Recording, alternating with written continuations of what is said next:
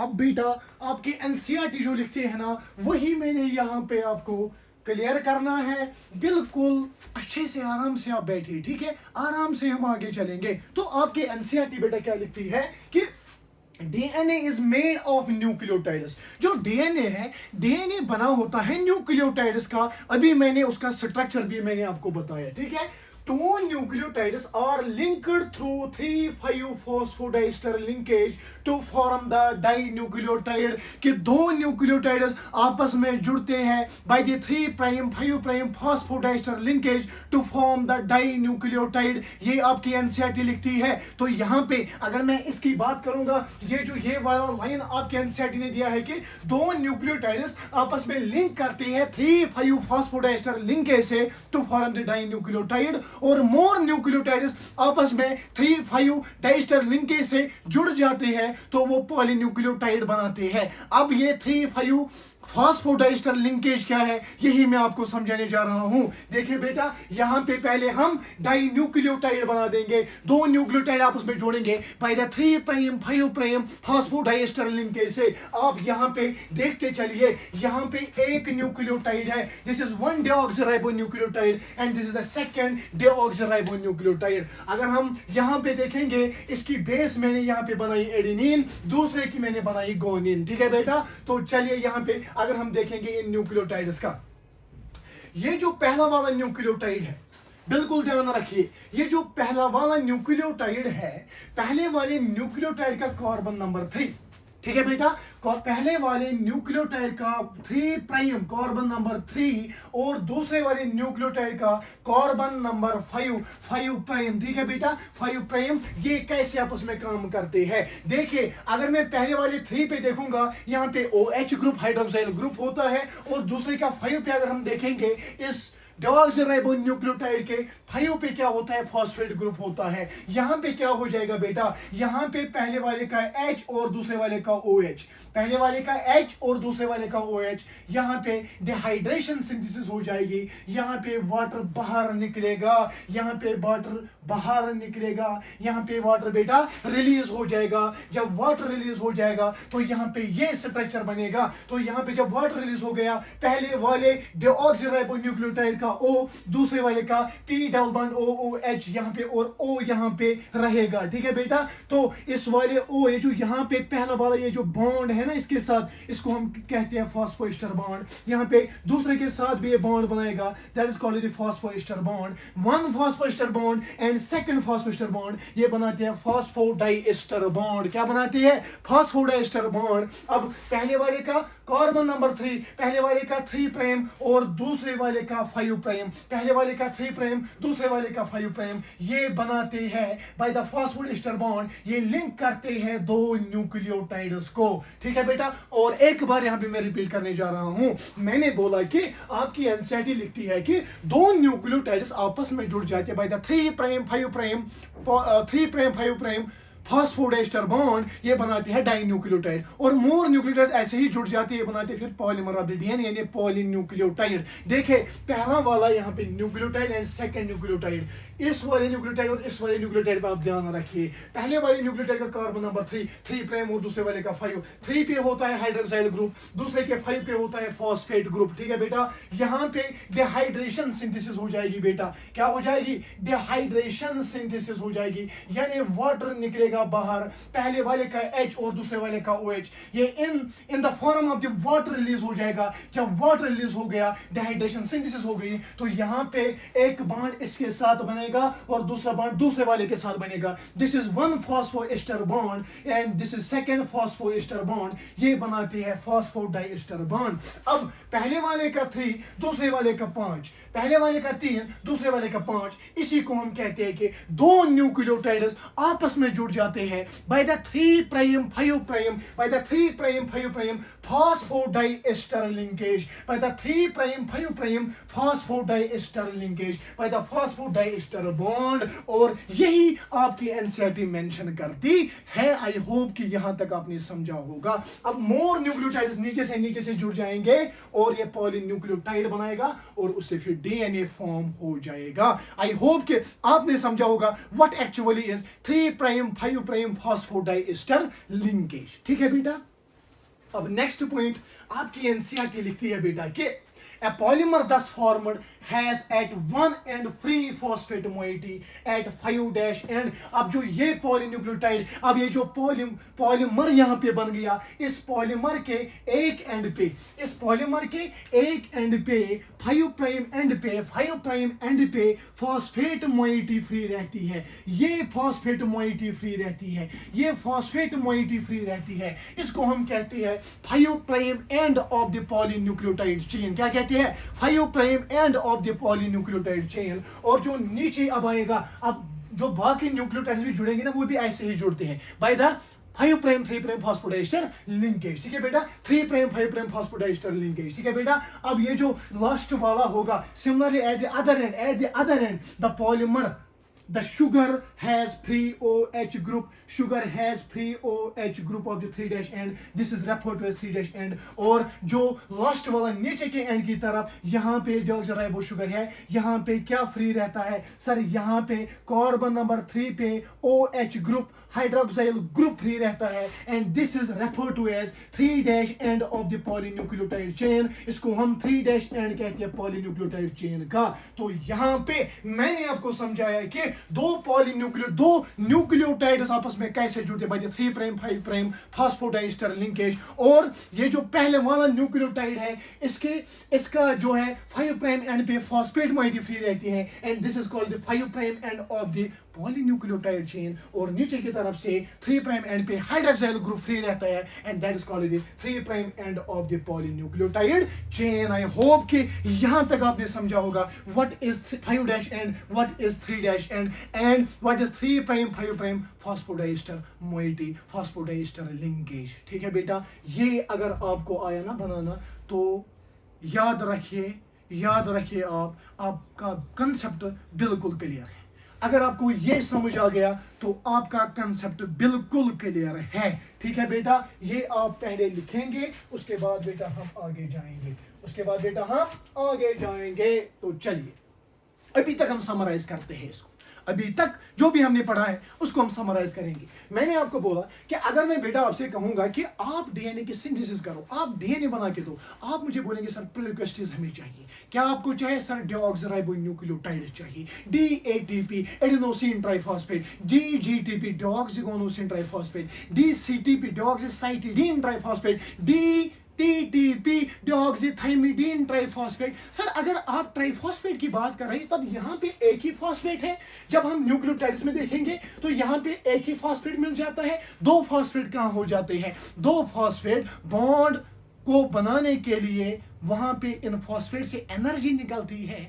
जब फॉस्फेट से एनर्जी निकलेगी, उन दो फॉस्फेट को हम पायरोफॉस्फेट कहते हैं, एनर्जी निकलेगी तभी ये बॉन्ड बन सकता है। बॉन्ड फॉर्मेशन में वो दो फॉस्फेट आपको मदद देते हैं। ठीक है बेटा, तो यहाँ पे फिर मैंने आपको बोला कि ये एक डीऑक्सीराइबो शुगर होता है इसमें, और बेस होती है, और फॉस्फेट ग्रुप ये न्यूक्लियोटाइड बनाते हैं। उसके बाद मैंने बोला कार्बन नंबर 1 पे बेसिस, इस शुगर के कार्बन नंबर 1 पे बेस ऐड होती है, एंड कार्बन नंबर 5 पे फॉस्फेट ऐड होता है। ठीक है बेटा, अब आपके एनसीईआरटी लिखती थी कि दो न्यूक्लियोटाइड्स, डीऑक्सीराइबो न्यूक्लियोटाइड्स आपस में जुड़ जाते हैं बाय द 3' 5' फॉस्फोडाइस्टर लिंकेज से। जब ये 3' 5' फॉस्फोडाइस्टर लिंकेज से मिल जाएंगे तो ये डाई न्यूक्लियोटाइड बनाएंगे। उसके बाद मोर न्यूक्लियोटाइड ज्वाइन करेंगे तो वो पॉलीन्यूक्लियोटाइड बनाएगा। उसके बाद मैंने आपको समझाया कि पहले वाले न्यूक्लियोटाइड का कार्बन नंबर 3, इस पे जो OH हाइड्रोक्साइल ग्रुप, और दूसरे वाले का कार्बन नंबर 5 जिस पे फॉस्फेट ग्रुप है। पहले वाले का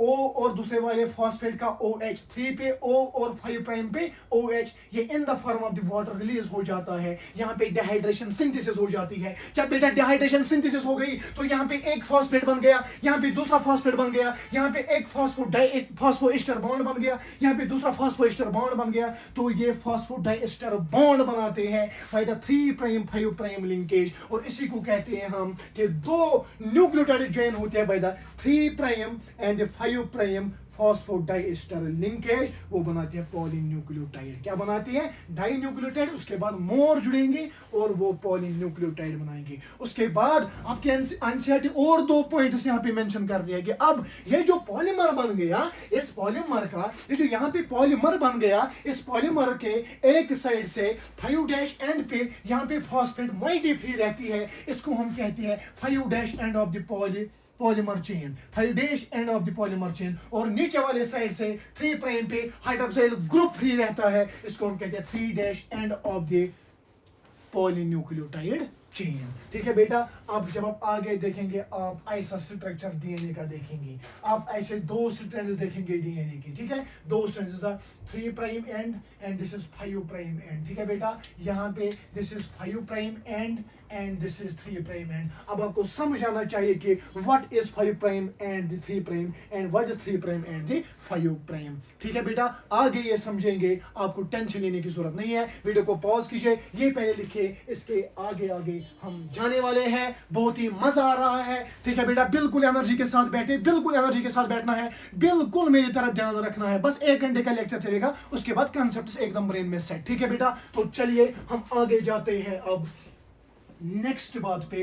अब आपको बिल्कुल बेसिक जो मुझे पढ़ाना था ना, वो आपको समझ आ गया। ठीक है, हम बेसिक से पहाड़ पे चढ़ेंगे, स्मॉल स्टेप से हम पहाड़ पे चलेंगे। अगर आपको किसी भी सब्जेक्ट में like chemistry, like physics, like botany, like zoology अगर दिक्कत आ रही है ना, दिक्कत इसलिए नहीं आ रही है कि आप में पोटेंशियल नहीं है, आपको डिफिकल्टी इसलिए आ रही है कि आप अपना 100% नहीं दे रहे हैं। जब आप अपना 100% देंगे ना, तो याद रखना, अगर डॉक्टर नहीं बन गए ना, तो आप जिंदगी में अच्छा करोगे, बड़े बड़े साइंटिस्ट बन सकते हो, मॉलिक्यूलर बायोलॉजिस्ट बन सकते हो, जो सोसाइटी को एक अलग अंदाज में फायदा पहुंचाते हैं और अपने आप को भी। ठीक है बेटा, बस यहाँ पे ध्यान दीजिए। अगर आपके पास 3 साल, अगर 11th में हो या 12th में हो या नीट में हो, जितना टाइम है वो टाइम पूरा आप अपने पढ़ाई में दीजिए, उसके बाद मिरेकल्स होने लगेंगे। वो कहते हैं ना कि हम भी दरिया है हमें अपना हुनर मालूम,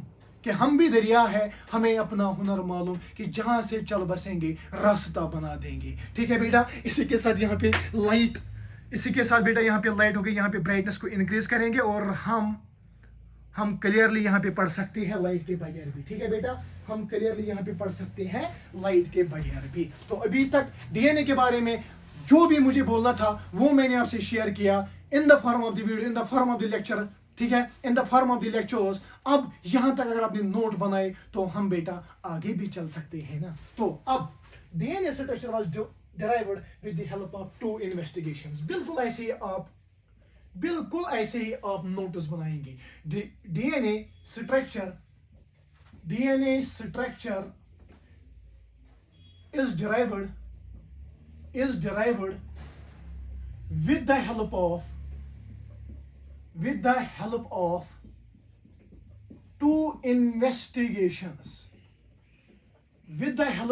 2 investigations. Number 1 investigation is beta X-ray crystallography.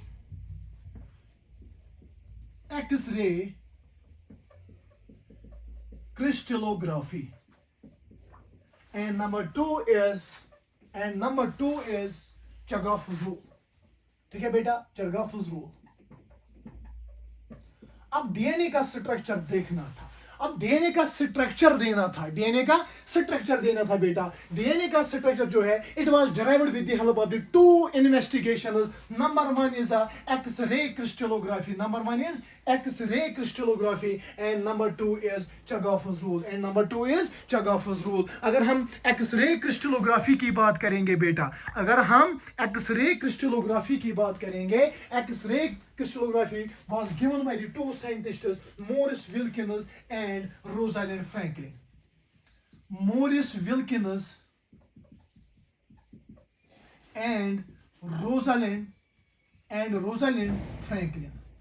असल में इनका ही सारा काम है। ठीक है बेटा, अब एक्सरे क्रिस्टलोग्राफी की वजह से डीएनए स्ट्रक्चर को डिराइव किया गया है and X-ray crystallography was given by two scientists Maurice Wilkins and Rosalind Franklin both scientists आप लिखेंगे both scientists made X-ray diffraction picture of DNA.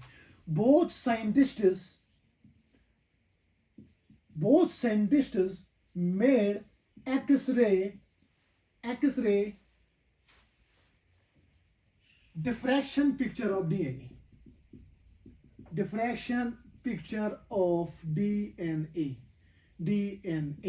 और इन्होंने एक बात बोली कि जो डीएनए है DNA has a helical structure with 3.4 angstrom periodicity इन्होंने एक बात बोली कि DNA has helical structure very important DNA has helical structure with 3.4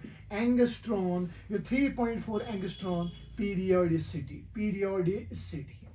तो बेटा यहां पे अगर मैं डीएनए के स्ट्रक्चर की बात करूंगा it was derived with the help of two investigations number 1 is X-ray crystallography it was given by Maurice Wilkins and Rosalind Franklin इन्होंने इन दोनों साइंटिस्ट ने यूज किया X-ray diffraction picture of the DNA इन्होंने बनाई X-ray picture of the DNA और इन्होंने ये बोला कि DNA has a helical structure आगे समझेंगे with 3.4 angstrom periodicity it has a helical structure with 3.4 angstrom periodicity sir ये 3.4 angstrom periodicity क्या है आगे बिल्कुल आप समझेंगे ठीक है बेटा आगे आराम से आप समझेंगे अब नेक्स्ट हम पढ़ेंगे Chargaff's rule most important for the NEET Chargaff's rule इसे न्यूमेरिकल्स पूछे जाते हैं चगाफुस रूल से ठीक है बेटा अब ऊपर आप लिखेंगे चगाफुस रूल अगर हम चगाफुस रूल की बात करेंगे चगाफुस रूल जो था ना बेटा it was given by Erwin Chargaff ठीक है बेटा गिवन बाय इरविन चरगॉफ इसने बोला कि DNA is double stranded DNA जो है ये डबल स्ट्रैंडेड है दो स्ट्रैंड्स होते हैं डीएनए में डीएनए इज डबल स्ट्रैंडेड होता है डीएनए क्या होता है डबल स्ट्रैंडेड और अगर हम चगाफुस रूल की बात करेंगे it is applicable only for double stranded DNA it is only applicable for double stranded DNA not applicable for single stranded DNA and single stranded RNA तो अगर हम चगाफुस रूल की बात करेंगे it was given by the Erwin Chargaff इसने बोला कि DNA is double stranded DNA को दो स्ट्रैंड्स हैं DNA is double stranded it is applicable only for double strand DNA याद रखना ये ओनली एप्लीकेबल है for the double stranded DNA not applicable for single stranded DNA and single stranded RNA ठीक है अब अकॉर्डिंग टू चरगॉफ साहब के according क्या है नंबर 1 आप बेटा लिखेंगे इन डीएनए चरगॉफ साहब क्या बोल रहा है कि purine always equal to the pyrimidine यानी बेटा जितने प्यूरिन्स होंगे जितने एडेनिन प्लस गोनिन होंगे उतने ही साइटोसिन प्लस थायमिन होगी this was a first point given by the Chargaff इसने बोला कि डीएनए को अगर हम देखेंगे जितने आपको प्यूरिन्स मिलेंगे जितने एडेनिन प्लस गोनिन मिलेंगे उतने ही साइटोसिन प्लस थायमिन मिलेंगे यानी जितने एडेनिन प्लस गोनिन होंगे जितने प्यूरिन्स होंगे उतने ही पायरिमिडिन्स होंगे दूसरी बात इसने बोला कि adenine plus guanine divide by cytosine plus thymine ये ऑलवेज 1 आता है, इसका ऑलवेज 1 वैल्यू ऑलवेज 1 होता है, ये कांस्टेंट होता है, ये कांस्टेंट होता है। नंबर 2 इसने बोला कि adenine plus guanine by cytosine plus thymine, cytosine plus thymine ये ऑलवेज 1 होता है और ये कांस्टेंट होता है, और ये बेटा कांस्टेंट होता है, और ये बेटा कांस्टेंट होता है। तीसरी बात इसने बोली कि ठीक है इन डबल स्टैंडर्ड डीएनए, तीसरी बात इसने बोले इन डबल स्टैंडर्ड डीएनए जितना ए टी के साथ बॉन्ड बनाएगा उतना ही जी सी के साथ बॉन्ड बनाएगा बेटा।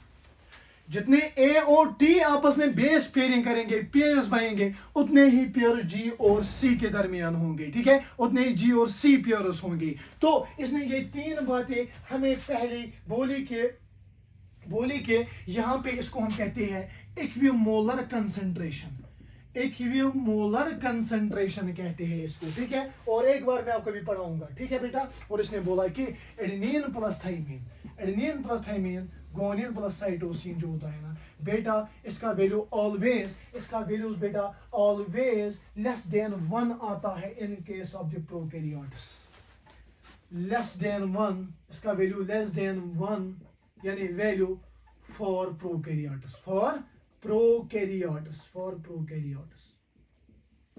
और मोर देन 1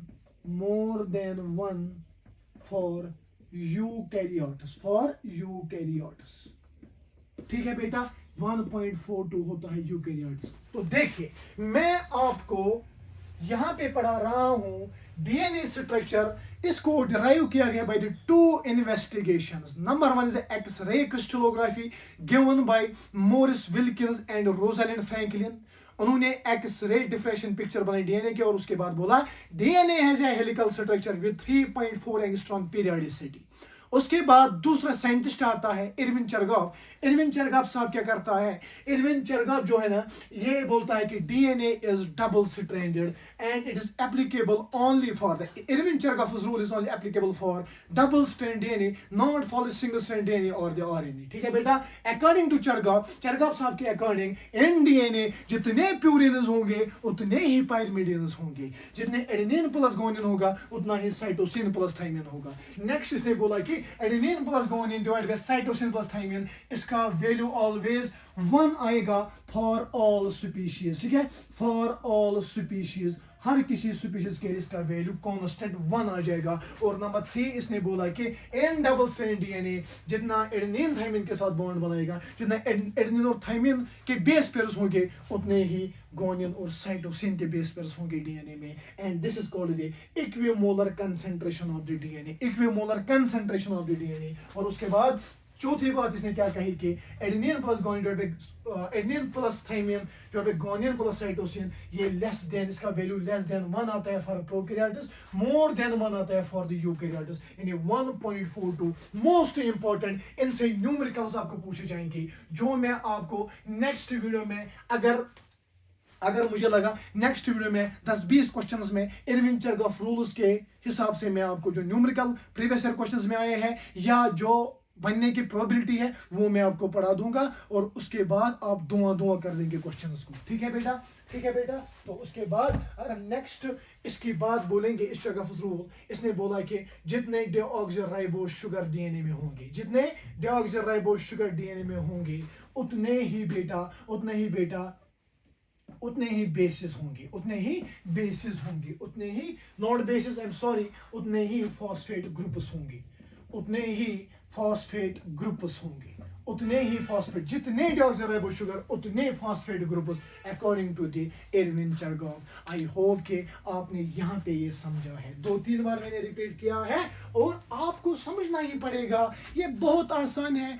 ये जो छोटी छोटी चीजें होती है ना, इनसे असर्शन रीजनेबल क्वेश्चन बहुत खतरनाक बनता है। इसीलिए जो भी एनसीईआरटी पे मेंशन है और जो एनसीईआरटी के बाद 4-5% पढ़ना है ना, वो मेरे लेक्चर्स में आपको मिलेगा। जब आप लेक्चर्स के वीडियोस देखेंगे, जब आप लेक्चर्स देखेंगे बिल्कुल 1 बार 2 बार, ठीक है बेटा, उसके बाद आप नोट्स बनाएंगे, उसके बाद आप प्रीवियस ईयर क्वेश्चन पे जाएंगे, हर कोई क्वेश्चन आपसे सॉल्व हो जाएगा, ये मेरा वादा है आपसे। चाहे आप सीबीएसई में हो, चाहे बोर्ड्स में हो या चाहे नीट में, प्राइमरी फोकस यहाँ पे नीट पे रहता है, ठीक है बेटा, ठीक है बेटा, वीडियो को पॉज कीजिए, इसको पहले लिखेंगे आप और इसके बाद हम आगे जाएंगे।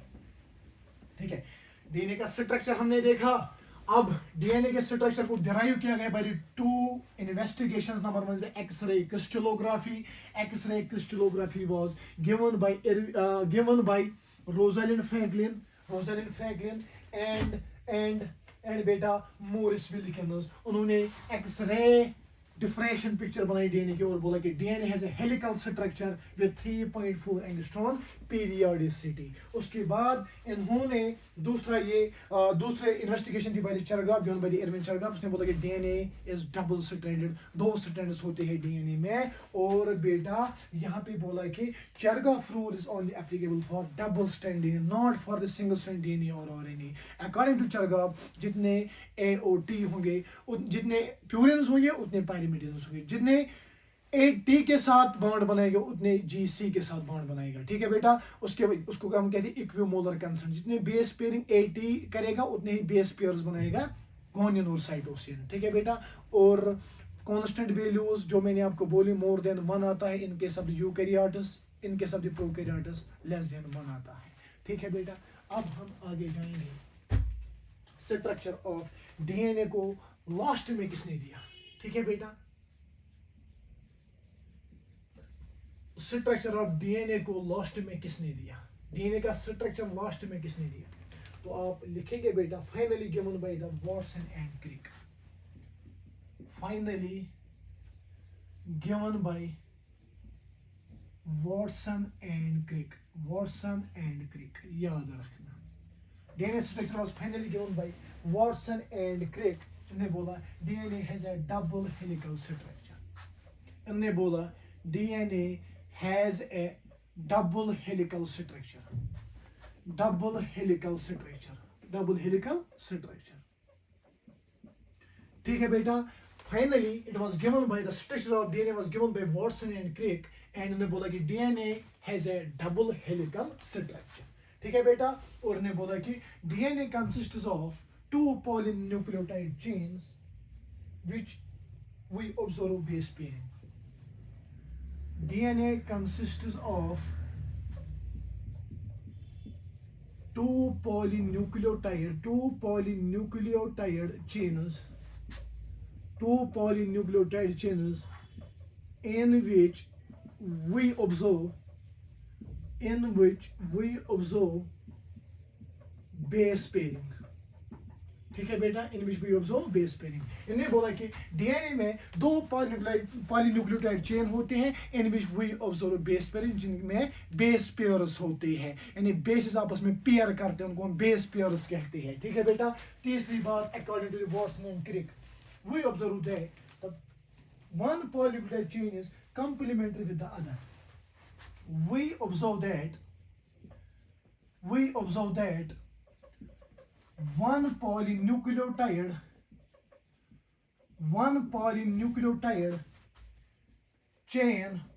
polynucleotide chain is complementary with the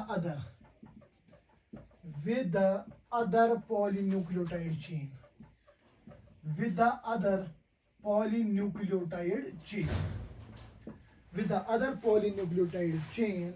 That is, if the sequence of bases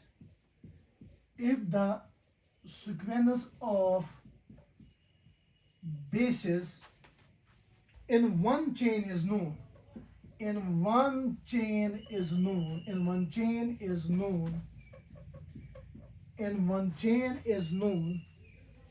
we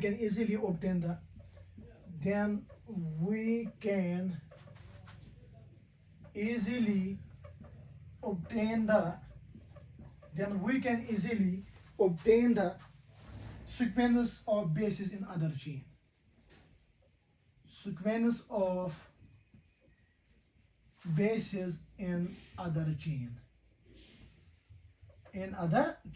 ठीक है बेटा, और चौथी बात इसने कही कि both polynucleotide chains are antiparallel to each other.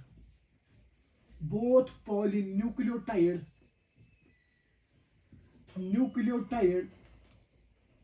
chains are antiparallel to each other, antiparallel to each other.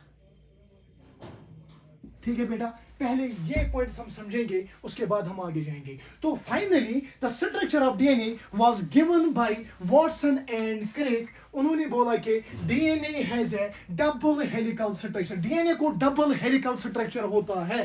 ठीक है बेटा, उन्होंने कहा कि DNA consists of 2 polynucleotide chains in which we observe base pairing. उन्होंने कहा कि जो डीएनए है it consists of 2 polynucleotide chains, ये 2 पॉलीन्यूक्लियोटाइड चेन्स है in which we observe base pairing. ठीक है बेटा, in which we observe base pairing. A T के साथ बेस करेगा, ठीक है, C G के साथ करेगा, G C के साथ करेगा, T A के साथ. इन्होंने बोला कि यहाँ पे अगर हम डीएनए की बात करेंगे, DNA consist of 2 polynucleotide chains. ठीक है बेटा, डीएनए में 2 पॉलीन्यूक्लियोटाइड चेन्स होते हैं in which we observe base pairing between the bases. Bases आप उसमें पेयर करते हैं, हम ऑब्जर्व करते हैं बेस पेयरिंग. ठीक है बेटा, ठीक है बेटा.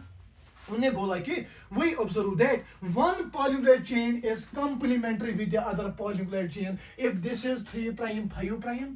यहाँ पे क्या है फिर 3 prime and 5 prime. एंड पहले हम फोर्थ पॉइंट यहाँ पे डिस्कस करेंगे. बोथ पॉलीनुक्लियोटाइड चेन्स और एंटीपैरेलल टू ईच अदर. अगर एक है 3 प्राइम टू 5 प्राइम, दूसरों की from 5 prime to 3 prime, 2 polynucleotide chains आपस में एंटीपैरेलल होती है. One from 3 prime to 5 prime, दूसरे फ्रॉम 5 प्राइम टू 3 प्राइम. ठीक है, यानी 2 पॉलीन्यूक्लियोटाइड चेन्स आपस में एंटीपैरेलल होती है. ठीक है बेटा, उसके बाद इन्होंने बोला कि इन 2 polynucleotide chains we observe base pairing. हम ऑब्जर्व करते हैं बेटा base pairing. We observe that polynucleotide chain is complementary with the other. एक पॉलीन्यूक्लियोटाइड चेन ये कंप्लीमेंट्री होती है दूसरी पॉलीन्यूक्लियोटाइड चेन से. ठीक है, ये कंप्लीमेंट्री होती है कि मतलब अगर हम एक की सीक्वेंस को जानेंगे, अगर हम एक के बेस की सीक्वेंस जानेंगे, दूसरे के हम निकाल सकते हैं. इसको हम कहते हैं कंप्लीमेंट्री.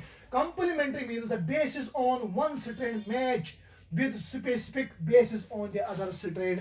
एक की बेस जो है ये मैच होती है with the specific on the other polynucleotide strand. इसको हम कहते हैं कि 2 पॉलीन्यूक्लियोटाइड चेन जो होते हैं ये कंप्लीमेंट्री है आपस में. Complementary doesn't mean the identical, but अगर आप एक के बेस की सीक्वेंस आप जानेंगे ना, दूसरे का आप खुद निकाल सकते हैं. This is called the complementary base pairing. But complementary doesn't mean identical, ये याद रखना. ठीक है बेटा, तो ये 4 बातें फिर से मैं रिपीट करने जा रहा हूं. फाइनली डीएनए का स्ट्रक्चर दिया है वॉटसन एंड क्रिक साहब ने. इन्होंने क्या बोला कि DNA consist of 2 polynucleotide chain in which we observe base pairing. ठीक है, सेकंड इसने बोला कि पॉलीन्यूक्लियोटाइड जो 2 पॉलीन्यूक्लियोटाइड चेन्स ये एंटीपैरेलल होते हैं आपस में. एक फ्रॉम 3 प्राइम टू 5 प्राइम, दूसरा फ्रॉम 3 प्राइम टू 5 प्राइम. ठीक है, उसके बाद ने बोला कि जो 2 पॉलीन्यूक्लियोटाइड चेन्स होते हैं हम इसमें ऑब्जर्व करते हैं कि ये 2 न्यूक्लियोटाइड चेन्स होते हैं. पॉलीन्यूक्लियोटाइड चेन जो होते हैं ये कंप्लीमेंट्री होते हैं आपस में. कंप्लीमेंट्री मतलब क्या है, एक की जो सीक्वेंस है दूसरे के साथ पेयर करती है. तो अगर आप एक की सीक्वेंस जानेंगे, दूसरे की आप खुद निकाल सकते हैं. That is called the complementary base pairing. That is called the complementary base pairing. ये आप पहले लिखेंगे, इसके बाद हम बेटा आगे जाएंगे. सबसे इंपॉर्टेंट पॉइंट अब आने वाला है. ठीक है, अब ये 2 जो पॉलीन्यूक्लियोटाइड चेन्स होती हैं ये क्या क्या होते हैं, एक तो एंटीपैरेलल और complementary to the each other. And complementary to the each other according to the Watson and Crick ये बोलते हैं कि the backbone of DNA, most important, the backbone of DNA, the backbone of DNA, the backbone of DNA is formed of sugar phosphate, is formed of sugar phosphate, is formed of sugar phosphate. And yeah, whereas nitrogenous bases N2 bases are projected inwards. अब Watson के हिसाब क्या बोलते हैं कि जो backbone है, जो रीढ़ की हड्डी, जो बैकबोन है डीएनए की, ये शुगर फॉस्फेट की बनी होती है और अंदर की तरफ से नाइट्रोजनस बेसिस प्रोजेक्ट होते हैं, अंदर की तरफ से नाइट्रोजनस बेसिस बेटा प्रोजेक्ट होती है। अब आपसे मैं यहाँ पे ये चीज क्लियर करने जा रहा हूं। This is one polynucleotide chain, ठीक है बेटा, this is one polynucleotide chain, this is one polynucleotide chain, say it is 3 prime end, say it is 5 prime end, ठीक है बेटा। अब यहां से मैं दूसरी पॉलीन्यूक्लियोटाइड चेन बना दूंगा बेटा, यहां पे मैं दूसरी बनाऊंगा, बट इसकी जो मुंडी है, इसकी जो हेड है, ये मैं ऊपर की तरफ करूंगा, because 2 nucleotide chains are antiparallel to the each other, ठीक है बेटा, antiparallel to the each other. देखिए बेटा, say this is 5 prime and this is 3 prime. अब आपको ये पॉइंट मुझे समझाना है कि ये जो बैकबोन डीएनए की होती है, ये बनी होती है शुगर फॉस्फेट की, whereas nitrogenous base are projected inwards, whereas nitrogenous base are projected inwards. देखिए बेटा, यहाँ पे अगर हम बात करेंगे, यहाँ पे अगर हम बात करेंगे, ये है शुगर फॉस्फेट, ये है फॉस्फेट, ठीक है बेटा। यहाँ पे अगर मैं बात करूंगा, ये है फॉस्फेट, और मैं बेटा यहाँ पे बात करूंगा, ये है फॉस्फेट, ठीक है बेटा। ऐसे ही अगर हम यहाँ पे बात करेंगे, अगर हम बेटा ऐसे ही यहाँ पे बात करेंगे, दिस इज फॉस्फेट। अगर हम ऐसे ही यहाँ पे बात करेंगे, दिस इज फॉस्फेट। और हम यहाँ पे देखेंगे, दिस इज फॉस्फेट, ठीक है बेटा। तो the backbone of DNA is formed of sugar phosphate. ये जो बैकबोन है, बैकबोन डीएनए की बनी होती है sugar sugar sugar sugar, and this is phosphate phosphate phosphate. तो बैकबोन बनी होती है शुगर की, शुगर और फॉस्फेट की, and nitrogenous base are projected inwards. देखिए, नाइट्रोजनस बेस जो है ये प्रोजेक्ट होती है इनवर्ड्स। AT के साथ बेस पेयर करेगा और इनके दरमियान 2 बॉन्ड्स होती है, ठीक है बेटा। GC के साथ करेगा, इनके दरमियान 3 बॉन्ड्स होते हैं, इनके दरमियान बेटा 3 बॉन्ड्स होते हैं, ठीक है। CG के साथ करेगा, CG के साथ करेगा, इनके साथ 3 बॉन्ड्स होते हैं, ठीक है। TA के साथ करेगा, इनके दरमियान 2 बॉन्ड्स होते हैं, इनके दरमियान 2 बॉन्ड्स होते हैं। तो यहां पे वाटसन एंड क्रिक साहब बोलते हैं कि ये जो डीएनए है, डीएनए की बैकबोन बनी होती है sugar and phosphate, sugar and phosphate और नाइट्रोजन बेस और प्रोजेक्टेड इनवर्ड्स। आप देखते होंगे कि नाइट्रोजन बेस अंदर की तरफ है और बैकबोन बनी होती है शुगर एंड फॉस्फेट की।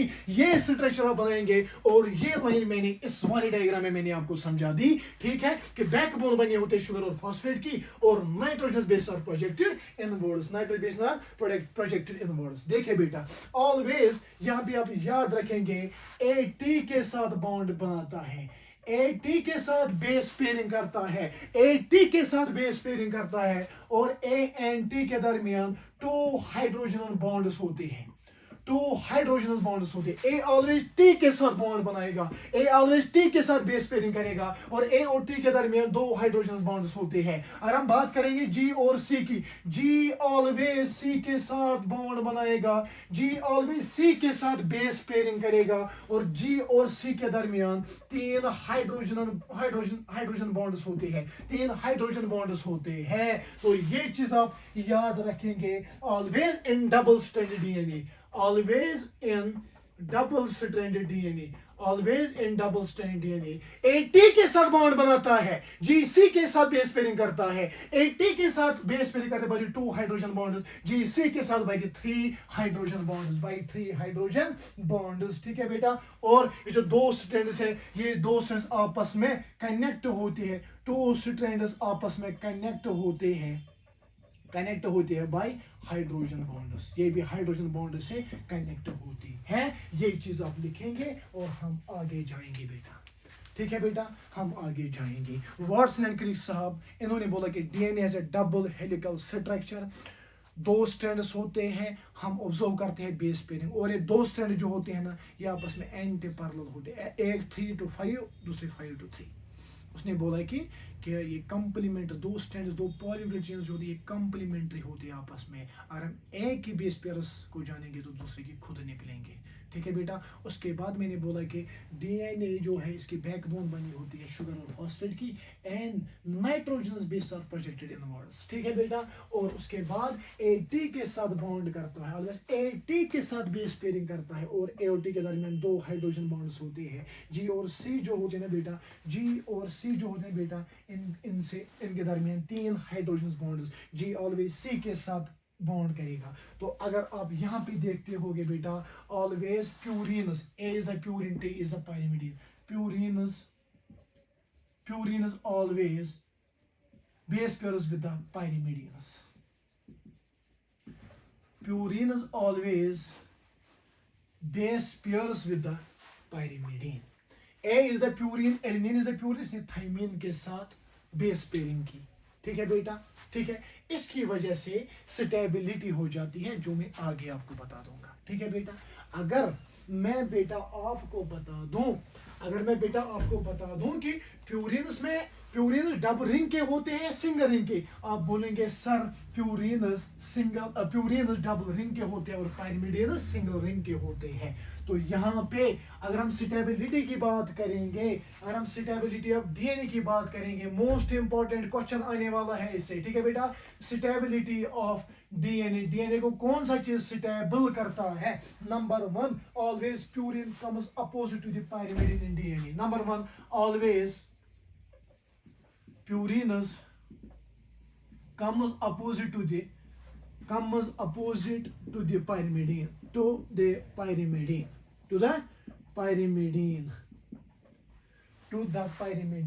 in DNA, and this creates uniform distance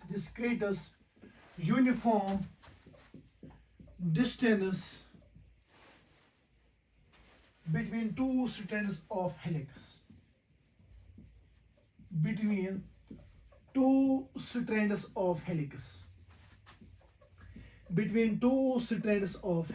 देखिए बेटा, always purine comes opposite to the pyrimidine. A is the purine T के साथ, T is the pyrimidine, always purine comes opposite to the pyrimidine. इसकी वजह से stability maintain रहती है। Uniform distance between the two strands, दो strands के दरमियान यूनिफॉर्म डिस्टेंस मेंटेन रहती है। सर कैसे? अगर हम एडेनिन की बात करेंगे, एडेनिन जो है, एडेनिन प्यूरिन है, एडेनिन इज अ प्यूरिन, और प्यूरिन डबल रिंग के होते हैं, और टी इज अ पाइरिमिडीन, ये सिंगल रिंग के होते हैं। जब डबल रिंग सिंगल रिंग के आगे आ जाएगा और इसकी वजह से यूनिफॉर्म डिस्टेंस मेंटेन रहेगी। ठीक है बेटा, ए टी के अपोजिट आ गया, ठीक है, जी सी के अपोजिट आ गया। ठीक है बेटा, तो purine always comes opposite pyrimidine, जिसकी वजह से यूनिफॉर्म डिस्टेंस रहती है अलोंग द हेलिकस, और उस यूनिफॉर्म डिस्टेंस की वजह से बेटा स्टेबल हो जाता है डीएनए। तो ये पॉइंट भी आप लिखेंगे स्टेबिलिटी में, always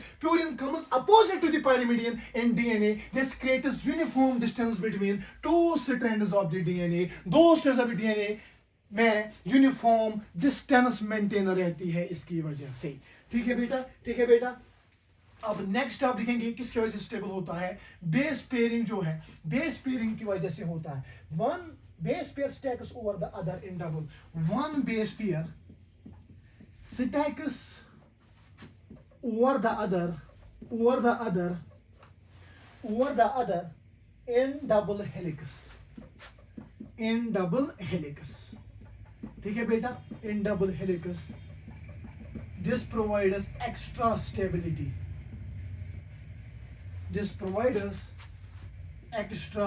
stability.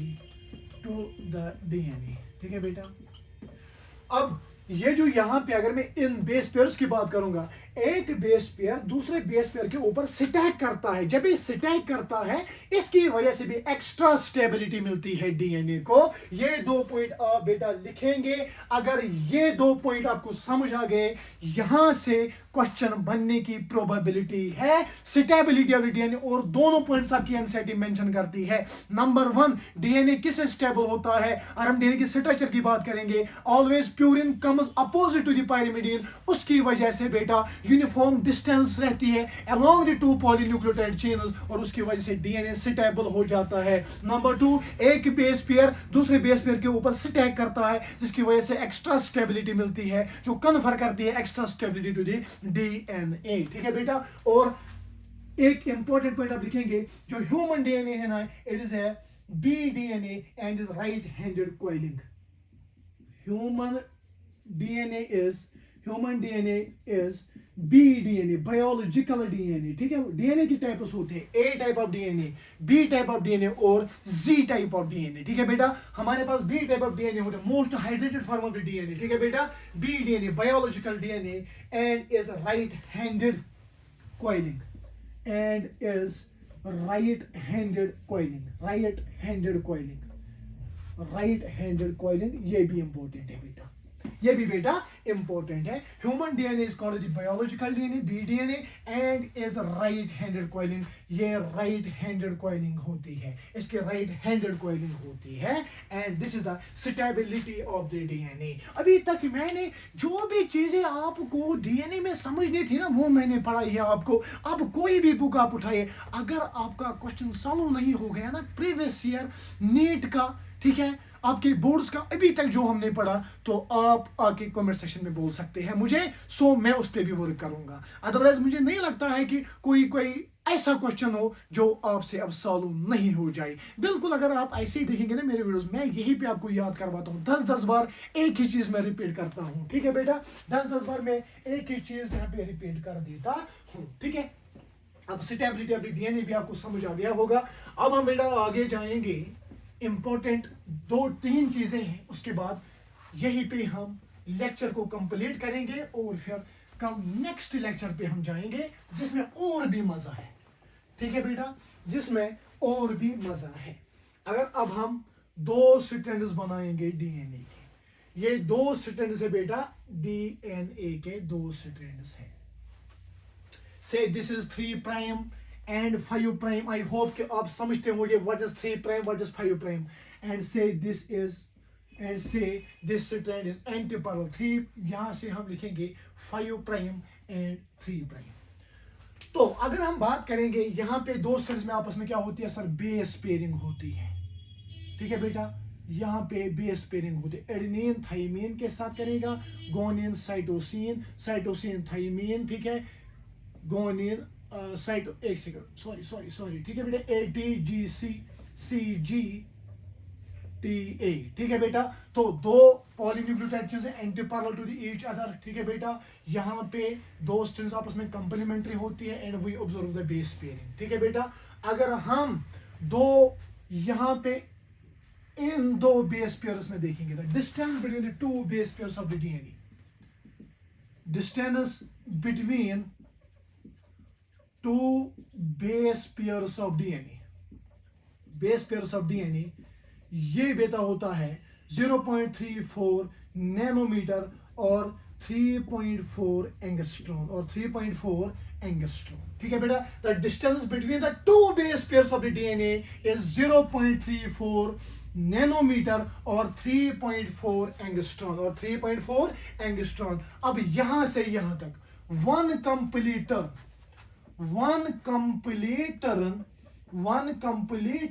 of DNA, one complete turn of DNA is called pitch of DNA, is called pitch of DNA, is called pitch of DNA। एक complete turn of DNA, यहां से यहां तक complete turn of DNA को हम pitch of DNA कहते हैं। अगर हम pitch of DNA की लेंथ की बात करेंगे बेटा, अगर हम लेंथ की बात करेंगे तो 3.4 नैनोमीटर होता है, या 34 एंगस्ट्रॉन होती है length of the one pitch of the DNA। तो यहाँ पे 2 चीज आपने समझे कि the distance between the 2 base pairs of the DNA is 0.34 nanometre और 3.4 एंगस्ट्रॉन, ठीक है बेटा। और यहाँ पे one complete turn off the DNA को हम पिच ऑफ डीएनए कहते हैं, और जो पिच ऑफ डीएनए है इसकी लेंथ होती है 3.4 नैनोमीटर और 34 एंगस्ट्रॉन, और बेटा 34 एंगस्ट्रॉन होती है। And you have to mention it in your copy, because यहाँ से भी प्रीवियस ईयर क्वेश्चन बने हैं, बिल्कुल आसान है। असल में एंटे वाला कंसेप्ट से क्वेश्चन निकालना चाहिए, बट वो छोटे छोटे पॉइंट से क्यों निकाल रहा है क्वेश्चन, बिल्कुल बेसिक पॉइंट से, क्योंकि हर कोई बच्चा यही चाहता है कि मैं कंसेप्ट में घुसूं, बट बेसिक पॉइंट फिर उसको क्लियर नहीं हो जाती है, और दैट्स व्हाई फिर क्वेश्चन गलत हो जाता है, ठीक है बेटा। इन बेसिक पॉइंट से आपको क्वेश्चन मिलेगा, और ये याद रखना, एडेनिन ऑलवेज टी के साथ थाइमिन के साथ बॉन्ड बनाएगा, गोनियन ऑलवेज साइटोसिन के साथ बॉन्ड बनाएगा, बेस पेयर करेगा। एटी के दरमियान 2 हाइड्रोजन बॉन्ड्स, ठीक है बेटा, GC के दरमियान 3 हाइड्रोजन बॉन्ड्स, 3 हाइड्रोजन बॉन्ड्स। यहां तक जो भी डीएनए के लिए आपको पढ़ना था, जो भी डीएनए के मुतालिक आपको पढ़ना था, वो मैंने आपको पढ़ाया, और हर कोई चीज मेंशन की जो आपकी एनसीईआरटी मेंशन करती है, जो प्रीवियस ईयर क्वेश्चंस में मेंशन की हुई है। हर कोई चीज अभी तक जो हमने डीएनए में पढ़ा है, अगर आप अपनी एनसीईआरटी उठाएंगे, आप एनसीईआरटी को अब लाइक ए वाटर पढ़ेंगे, आपको लगेगा कि ये बहुत आसान है। अगर वैसे पढ़ते ना, देन आपको फिर दिक्कत होती। बिल्कुल बेसिक से मैंने शुरू किया। कल का लेक्चर और आज का लेक्चर ये डीएनए के ऊपर है। अब हम कल देखेंगे डीएनए की जो कल के लेक्चर में बेटा हम पढ़ेंगे packaging of the DNA. DNA कैसे सेल में पैक होता है, वो हम कल के लेक्चर में पढ़ेंगे, ठीक है बेटा। और यहाँ पे कल भी मैंने आपको पढ़ाया central dogma of the molecular biology, ठीक है। अब अगर मैंने सोचा था मैं फिर से यहाँ पे पढ़ाऊँ, अब छोड़िए, वो मैं नेक्स्ट लेक्चर में आपको पढ़ाऊंगा central dogma of molecular biology. मैंने कल ही आपको बोला कि डीएनए पहले रेप्लिकेट करता है अपने आपको एग्जैक्ट कॉपी बना के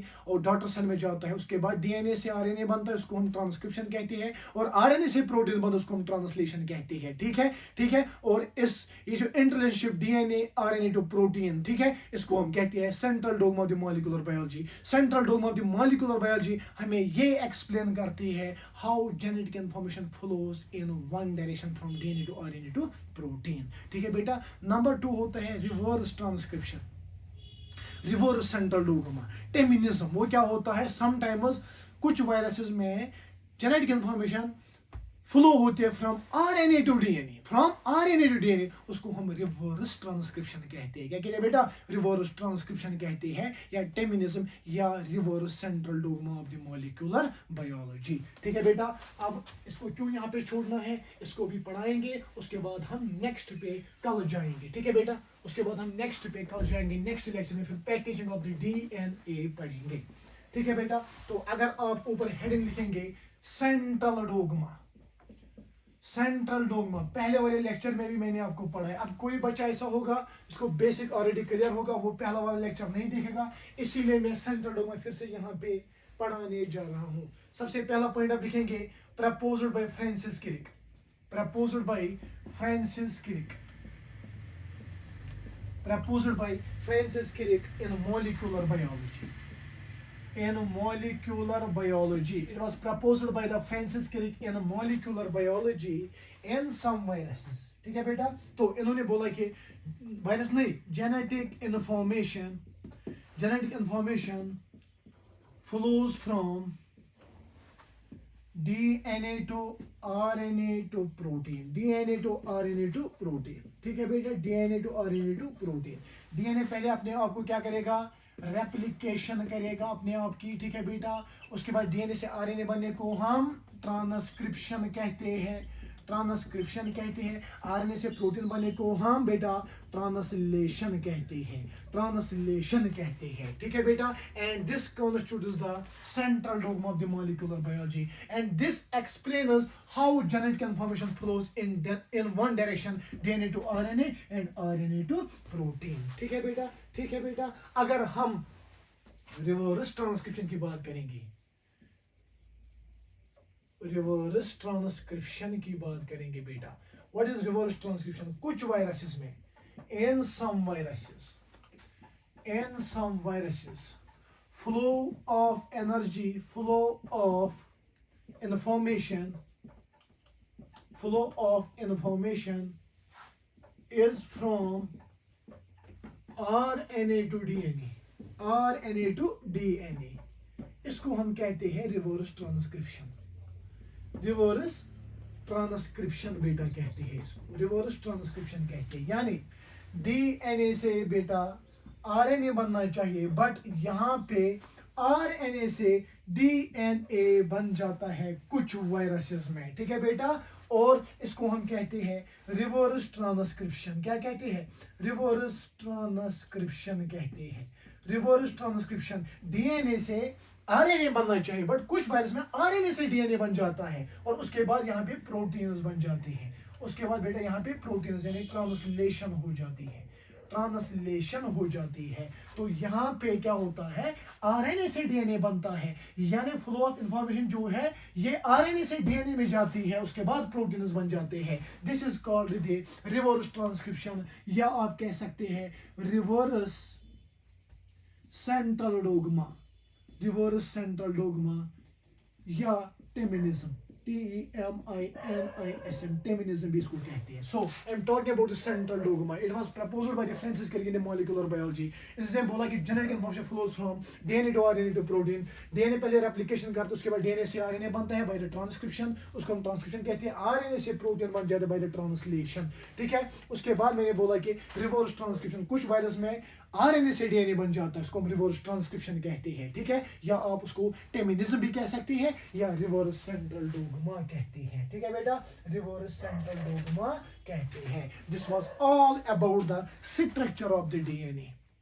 डीएनए के मुतालिक हमने हर कोई चीज़ पढ़ी जो आपके एनसाइट में मेंशन है, जो मुझे पढ़ानी थी वो मैंने आपको पढ़ाई, ठीक है। अब कल के लेक्चर में हम पढ़ेंगे packaging of the DNA in prokaryotes and eukaryotes, histone proteins क्या होते हैं, बेसिक हिस्टोन प्रोटीन्स क्या होते हैं, हिस्टोन ऑक्टोमर क्या होता है, हर कोई चीज़ आपसे शेयर किया जाएगा। अगर आपको मेरा वीडियो अच्छा लगा then please like the video and share to your friends and subscribe my YouTube channel. Thank you so much. अस्सलाम वालेकुम व रहमतुल्लाह।